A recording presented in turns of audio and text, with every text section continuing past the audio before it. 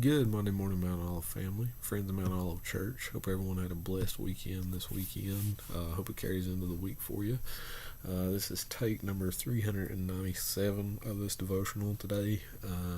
My in-laws putting this together, and football's on, and the kids are in the background. So hopefully this one will go through. But I hope everyone's had an opportunity to be there with us with this series that Pastor TJ has us going through. That the Lord has given him.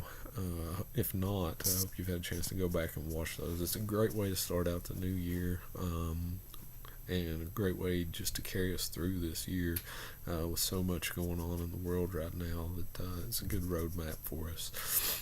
So the message on Sunday focused on Joshua chapter 1 verse 9, where God says, "Have not I commanded thee, be strong and of a good courage, be not afraid, neither be thou dismayed, for the Lord thy God is with thee whithersoever thou goest."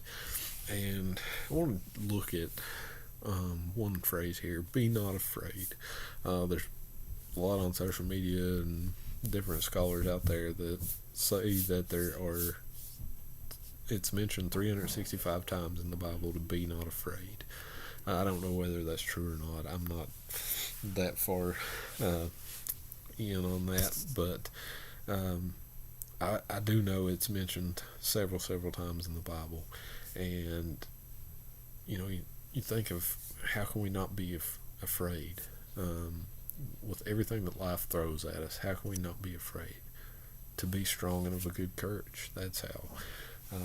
Be strong in our convictions, be courageous in standing up for the Word of God, and delivering the Word of God to anyone we encounter. And when I think of being strong and of good courage, I immediately thought of Jesus in the wilderness. In Matthew chapter 4 kind of outlines that for us. Jesus' ministry, according to the book of Matthew, had really just started. It was really just starting here. Jesus had just been baptized by John in chapter 3, and then immediately he went to the wilderness. And it really hit me a couple of weeks ago when I was reading that Jesus fasted 40 days and 40 nights, and then the devil came to tempt him. I've been hungry before, and probably saying and done some things that I shouldn't have when I'm hungry. But 40 days and 40 nights worth of hunger, and then have the devil come attack you. That's just unreal, and Jesus was able to fight him off. Pastor TJ Sunday talked about the Word of God and what we need to do with the Word of God. We need to prioritize it, make it our number one priority. Pursue the Word of God and perform the Word of God in our everyday lives.